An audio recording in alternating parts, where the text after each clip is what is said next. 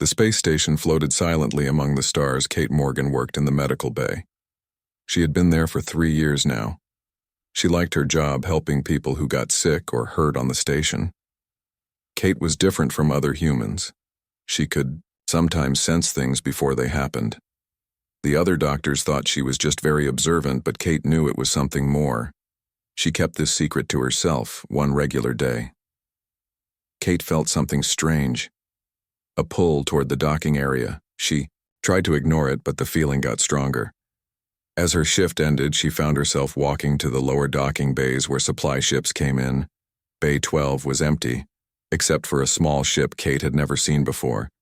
It was not a human design. The surface shimmered with colors that changed as she watched. Kate knew she should report this to security, but something told her not to. She approached the ship carefully. A door opened with no sound. A soft light came from inside. Kate hesitated, then stepped forward. She was not afraid, just curious. Inside the ship sat a female creature. She had pale blue skin, 4 arms, and large eyes that seemed to glow. Her clothing looked like it was made from light itself. Kate froze. The alien raised one hand in what seemed like a greeting. "Do not be afraid." The voice was inside Kate's mind, not in her ears. "I mean no harm. I need your help." Kate found her voice. "Why me?" The alien smiled, revealing teeth that looked like small pearls. "You have the gift. Your mind is open. You can understand me." The alien introduced herself as Nara. She was from a race called the Lyrani. They were advanced beings who had watched humans for centuries. Nara explained that she was a scout. Her job was to find a special human.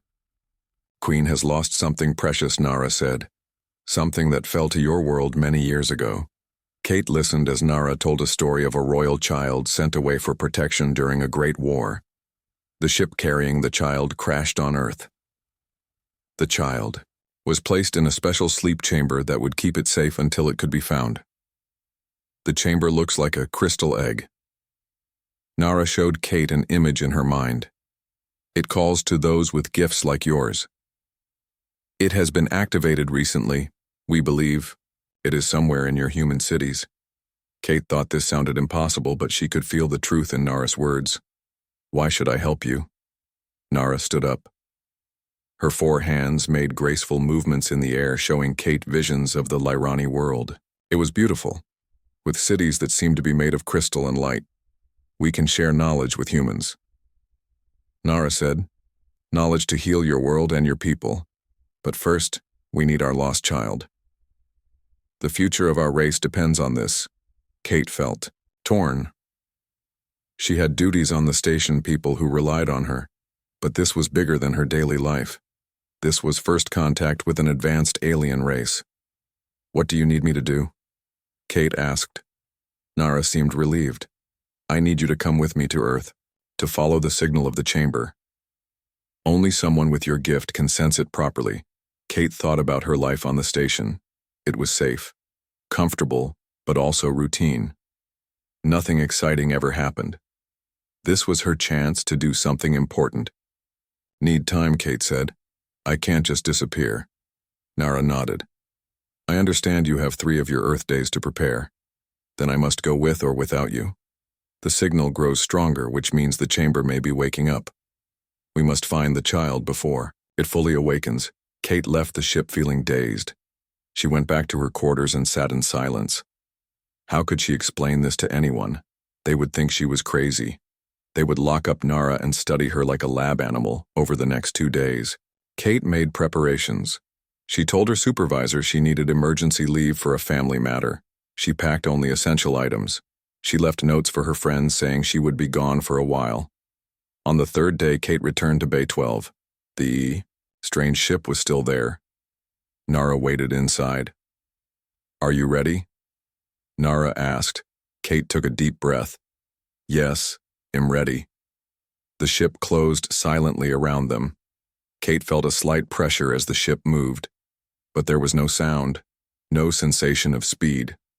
She looked through a clear panel and saw the station growing smaller. "Where are we going?" Kate asked. To a place you call North America, Nara replied.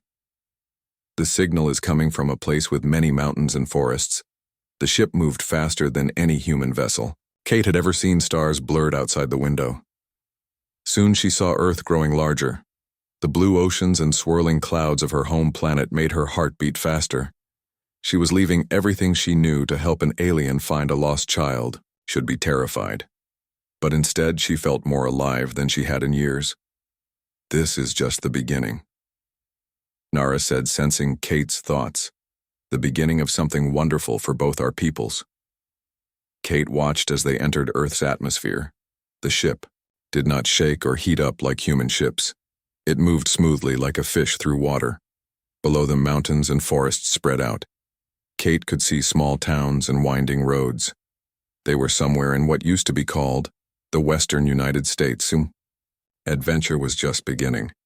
Nara's ship landed in a small clearing surrounded by tall pine trees.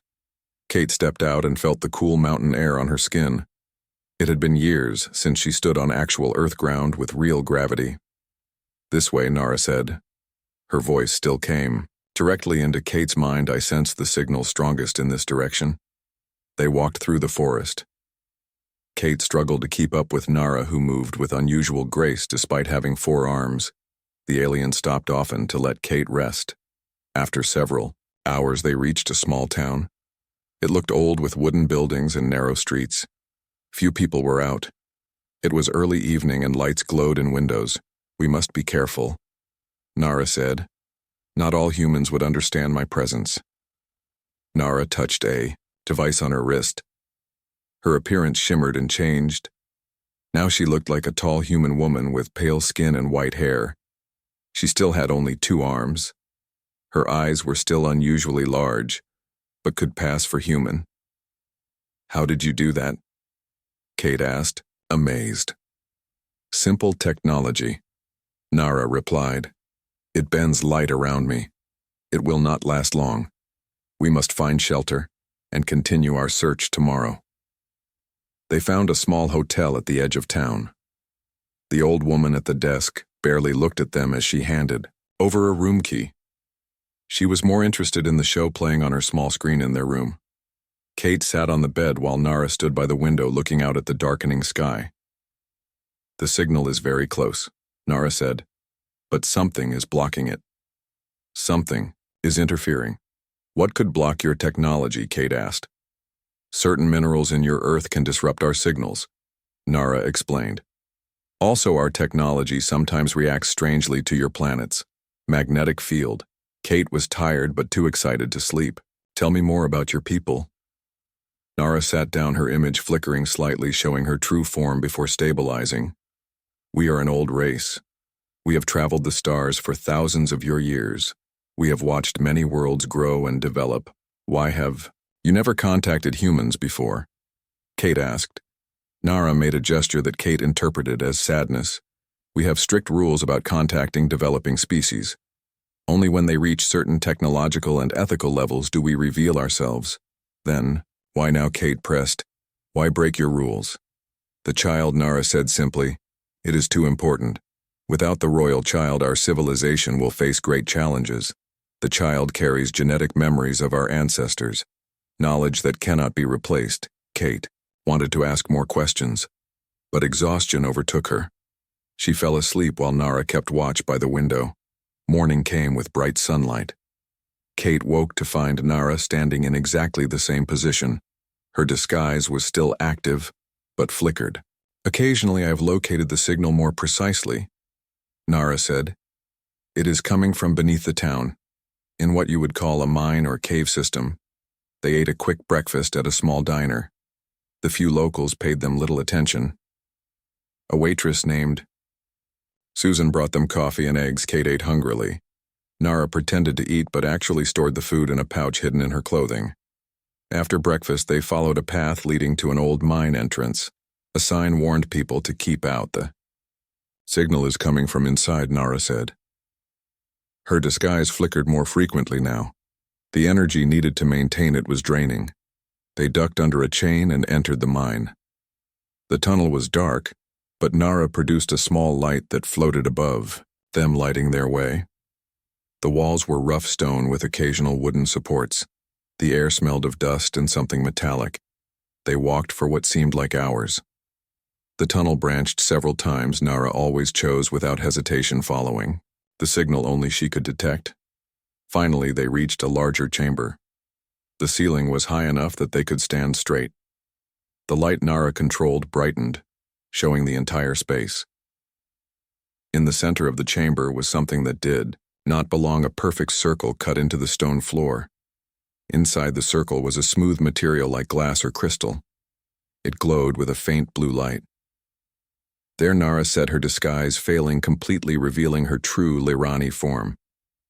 "It is below this." Kate approached the circle. It was about 6 feet across. The surface was warm to her touch. She could almost feel something humming beneath it.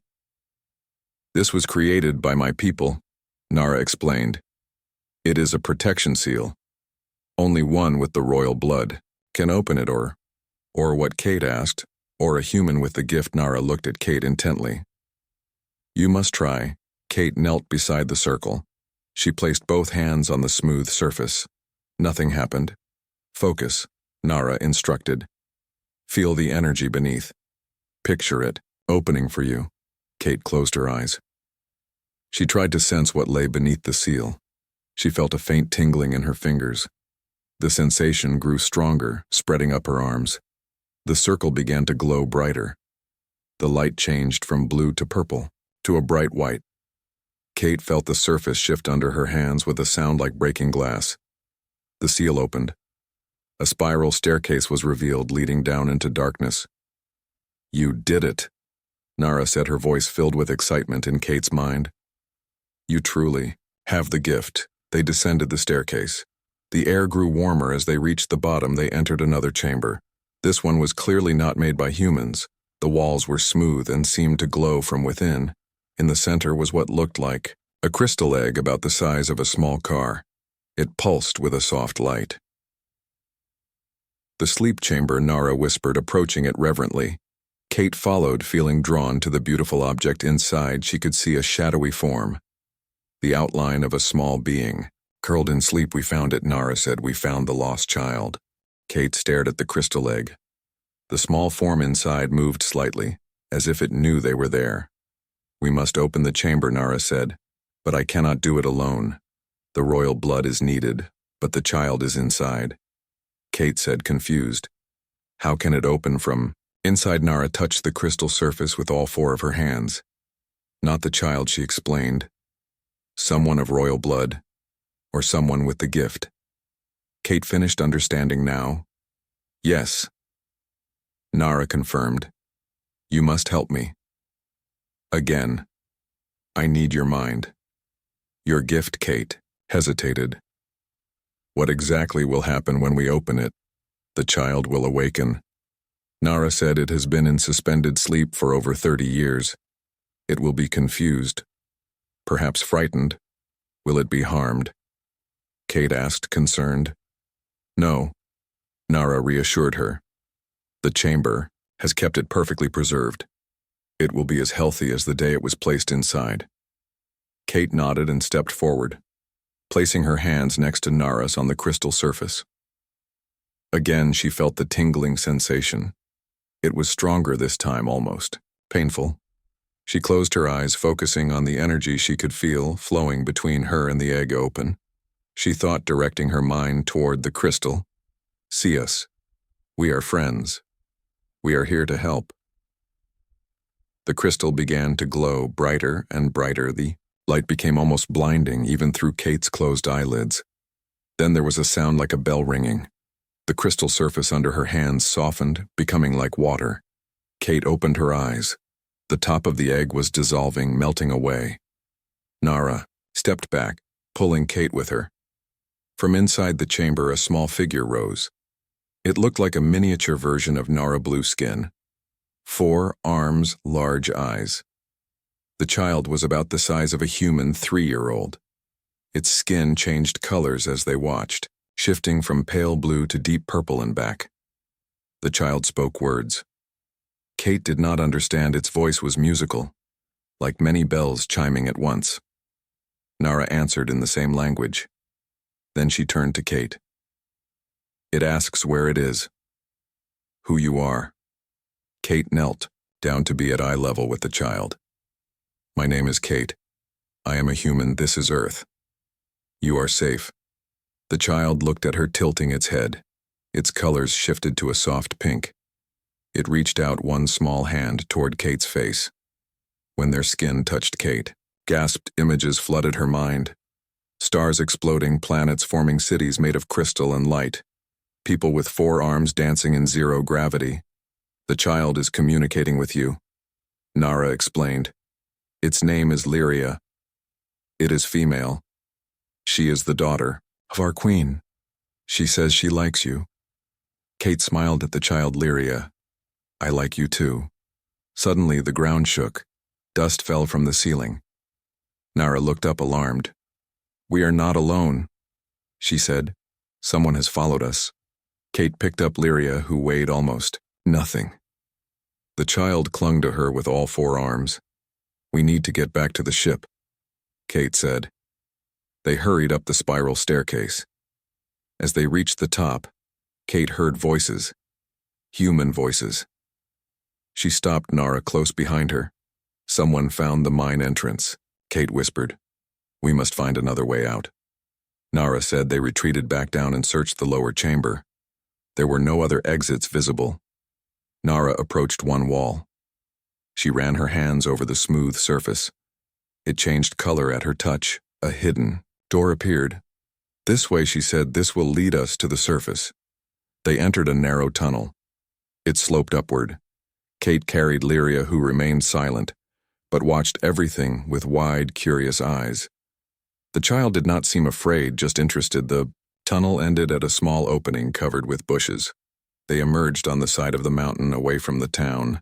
The sun was setting, painting the sky in orange and purple. Nara's ship is too far, Kate said, looking around. We need somewhere to hide. Until dark. Lyria made a soft sound. She pointed toward a cluster of large boulders. Kate followed her direction. Behind the rocks was a small cave, just big enough for them to hide in. We stay here until night, Nara decided. Then we return to the ship.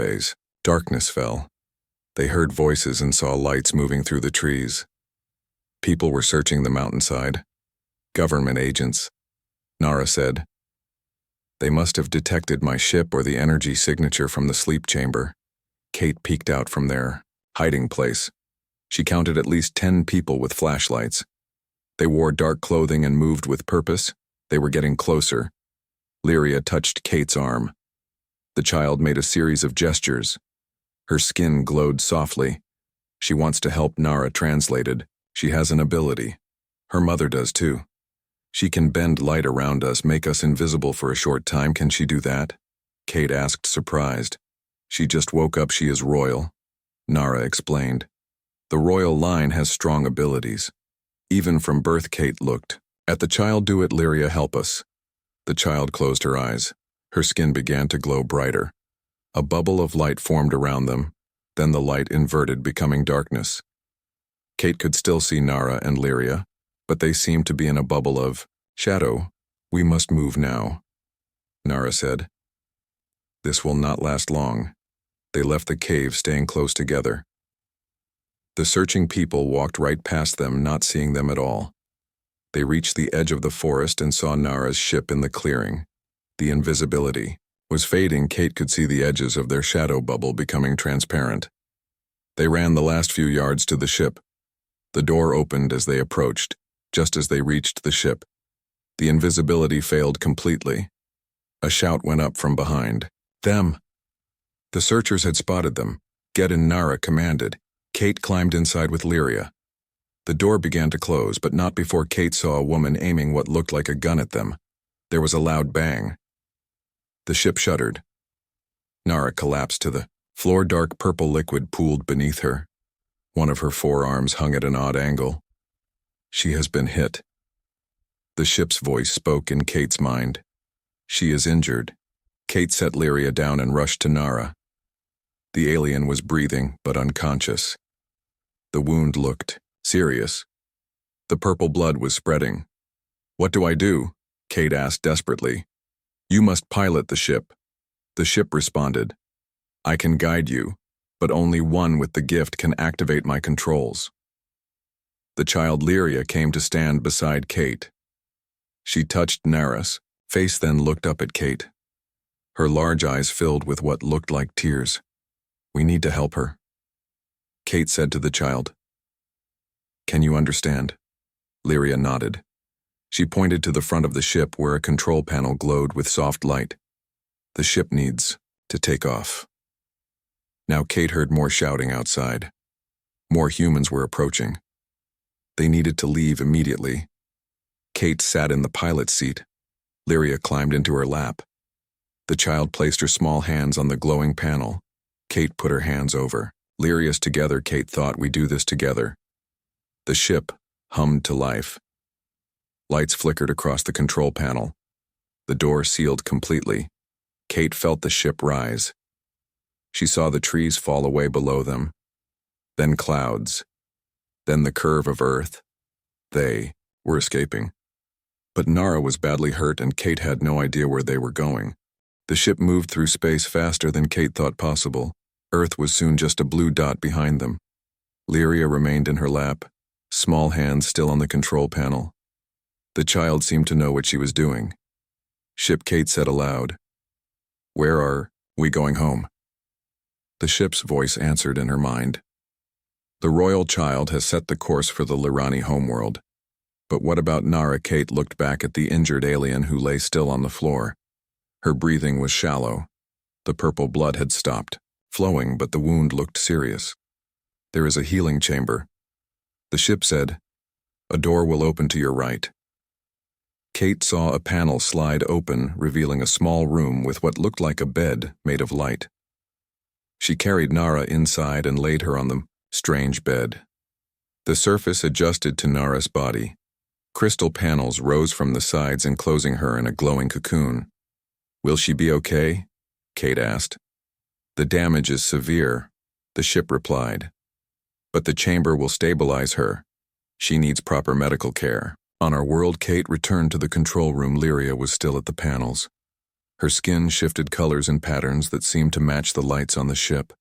How long until we reach your world? Kate asked.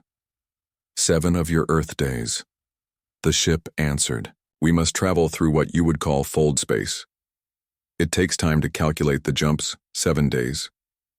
Kate thought. That was a long time to be alone with an alien child and an injured alien scout. In a spaceship she didn't understand. Lyria turned to look at Kate. The child made a series of hand movements. She says not to worry. The ship translated. She says you are family now, family. Kate was confused. How could she be family to these aliens, the gift? The ship explained. Those with the gift share a connection with the royal line. It is rare, but it happens sometimes when our people visit other worlds. The genes mix. The gift passes down. Kate sat down shocked. Are you saying I have Lirani DNA, that I am part alien? Many generations back? The ship confirmed a very small part, but enough to carry the gift. Kate tried to process this information. It explained her ability to sense things before they happened. Her strange dreams of stars and worlds she had never seen. She had always felt different. Now she knew why Lyria left the control panel. The ship seemed to be flying itself now. The child came to Kate and climbed into her lap again. She touched Kate's face gently. More images appeared in Kate's mind. A beautiful planet with 3 moons. Cities that seemed to grow from crystal mountains. People with 4 arms and color-changing skin living peaceful lives. She is showing you home. The ship said. She wants you to know where you are going. Kate smiled at the child. Thank you, Lyria. It's beautiful over. The next few days, Kate learned more about the Lirani. Their history, their culture, their advanced technology. The ship had vast knowledge it shared freely. She learned that the Lirani were peaceful explorers. They had no weapons, only defensive shields. Lyria stayed close to Kate. The child seemed to have bonded with her. They communicated through images and emotions. Kate taught Lyria simple English words. Lyria taught Kate some Lirani hand gestures. The child was incredibly intelligent, learning quickly. The fourth day, Nara emerged from the healing chamber. She was weak but alive. Her damaged arm was still healing, held in a sling of light. "You saved us," Nara said to Kate. "The Queen will be grateful." Kate had been wondering about the Queen. What is she? Like Nara made a gesture that seemed like respect. She is wise and kind. She has ruled for 500 years. She grieved greatly when Lyria was lost. Why was Lyria sent away? Kate asked. There was conflict. Nara explained. Another faction wanted power. They tried to capture the royal child. To use her as leverage, the Queen sent her away for protection. The ship crashed. It was thought all were lost. Lyria touched Kate's arm. She showed an image of a beautiful Lirani female with elaborate markings on her skin, her mother the Queen. On the 7th day, the ship announced they were approaching Lirani space.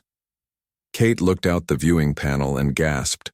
A massive structure orbited a beautiful blue-green planet. It looked like a ring made of crystal, with smaller structures attached to it like jewels. Ships of various sizes moved around it in a complex dance. The orbital city, Nara explained. Our first defense and our welcome to visitors. Their small ship approached the ring. A beam of light reached out, touching them. They scan us, Nara said. They confirm the royal signature. They know Lyria is aboard. Kate felt nervous. Would they welcome a human? Would they be angry that she knew about them? The ship passed through an opening in the ring. Inside was a vast docking area. Ships of all shapes and sizes were anchored there. Their ship moved to an empty space and settled gently. The door opened. Light flooded in. Kate blinked as her eyes adjusted. She saw a group of Lirani waiting. Tall, elegant beings, with 4 arms and skin that shifted in complex patterns. Lyria ran to them, chattering in her bell-like language. One Lirani stepped forward, different from the others. Her skin glowed with a light that seemed to come from within. Her markings were elaborate. Her 4 arms wore bracelets that floated above her skin, not touching it. "The Queen," Kate whispered. Lyria turned and pointed at Kate. She spoke rapidly to her mother. The Queen looked at Kate. Her large eyes seemed to see into Kate's soul. "Come, forward, human." The Queen's voice was like music in Kate's mind. "You who have saved my child." Kate stepped out of the ship. She felt small next to the tall Lirani. The Queen approached her.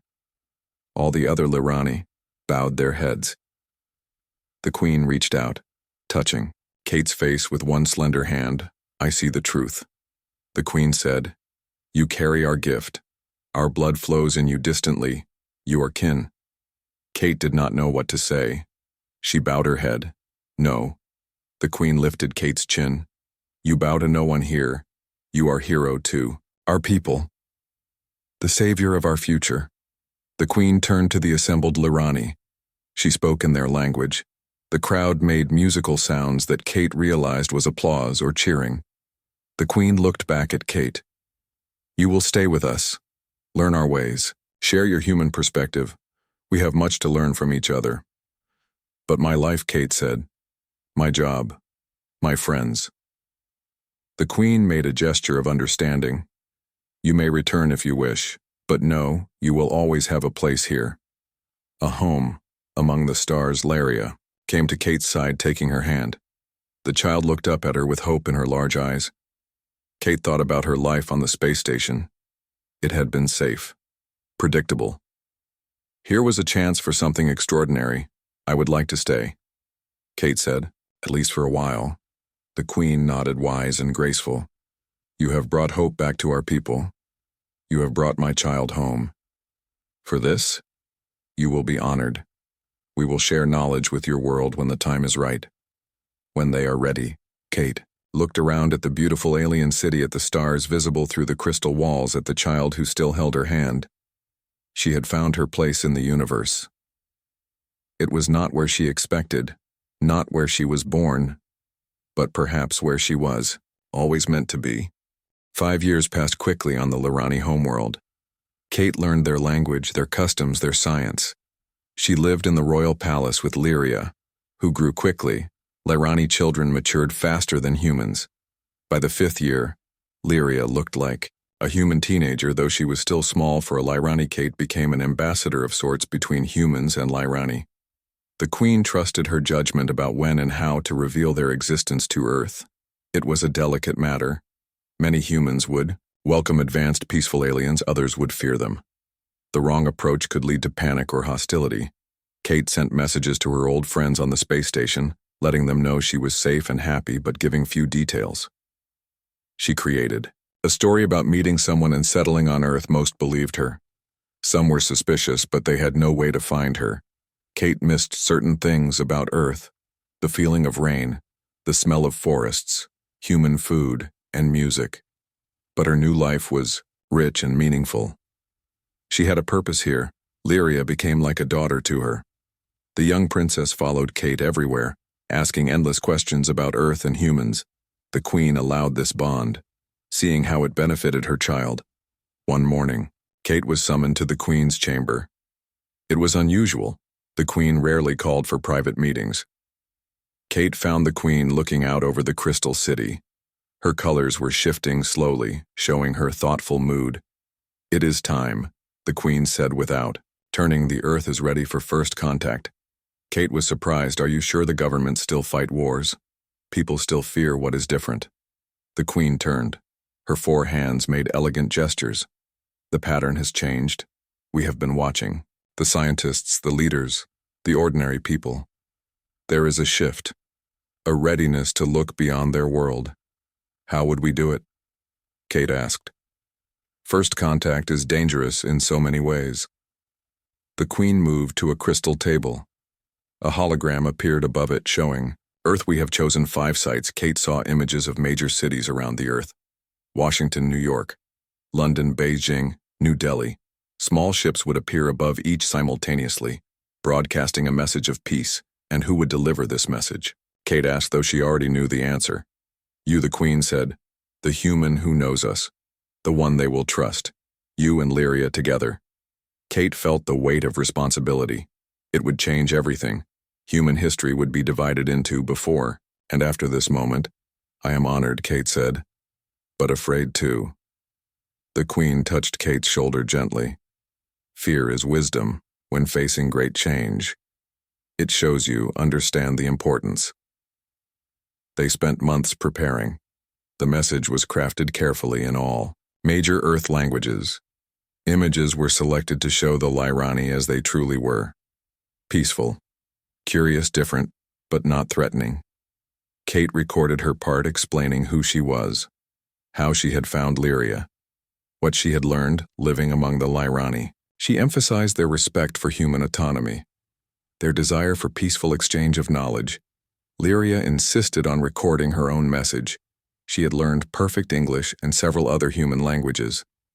Her message was simple: "We come as friends." She said, her skin shifting to warm, welcoming colors. "We have watched and waited. Now we wish to talk, to learn from each other, to grow together among the stars." The day of contact arrived. Kate wore a special suit created for her. It looked human, but incorporated Lyrani technology. She stood on the bridge of the Queen's ship, Lyria beside her. They were approaching Earth. Orbit ships were being prepared for the 5 chosen cities. Kate and Lyria would go to Washington, D.C., the capital of the nation. Kate had been born. Kate felt a moment of doubt. What if it went wrong? What if humans reacted with fear? What if governments tried to capture Lyrani technology? Lyria sensed her worry. The young princess took Kate's hand. Her skin glowed with confidence. "They are ready," she said. "They may not know it yet, but they are ready." The queen joined them on the bridge, her presence calming, reassuring if there is danger. The queen said, "We will retreat. We will try again later. We will not risk war or harm." The ships entered Earth orbit. They were cloaked, invisible to human detection systems, for now they would reveal themselves simultaneously. The timing was critical. Kate looked at the beautiful blue planet below her home. Her origin. the place that had shaped her, but no longer her only home. The countdown began in her mind. 3, 2, 1 now. The cloaking fields dropped. 5 Lyrani ships became visible to Earth sensors. In control rooms and military bases around the world, alarms sounded. Radar operators stared in disbelief. Their ship descended toward Washington, D.C. It was noon there. The sky was clear. People in the streets began to point upward. The ship stopped 500 meters above the National Mall, a safe distance high enough to be seen low enough to show they were not hiding. Kate activated the broadcast system. The message began transmitting to all communication devices within range: television signals, radio, internet connections. Hello, Earth. This is Kate Morgan. I am human-born in Chicago. I have been living among the Lyrani people. They are peaceful. They are wise. They wish to meet you. The ship projected a massive hologram above it, showing Kate as she spoke. Then Lyria, the alien princess whose strange beauty and gentle manner would be the first alien image most humans would see. On the bridge, Kate watched as cameras focused on the ship. News helicopters kept a cautious distance. Military aircraft appeared, but did not approach. A perimeter was established on the ground, keeping civilians. Back, Kate saw the president and other officials arrive.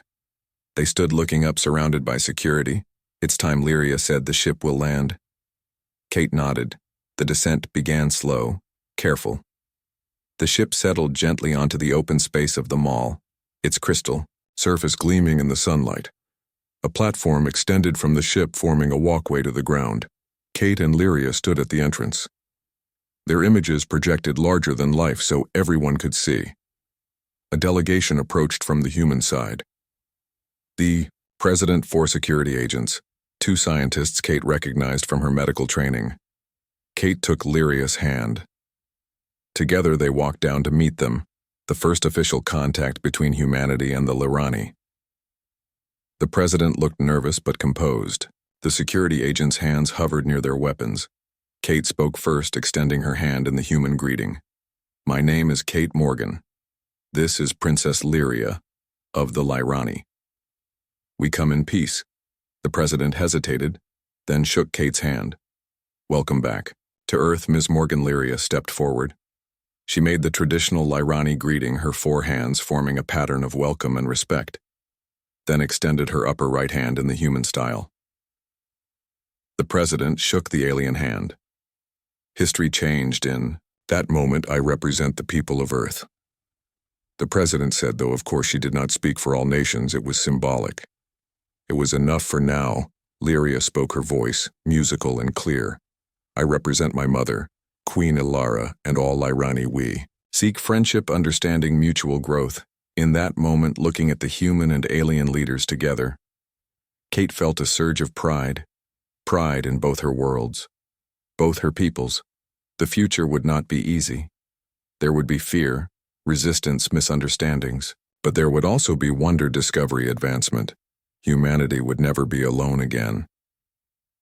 That night, after hours of meetings and discussions, Kate stood on the roof of a government building looking at the stars.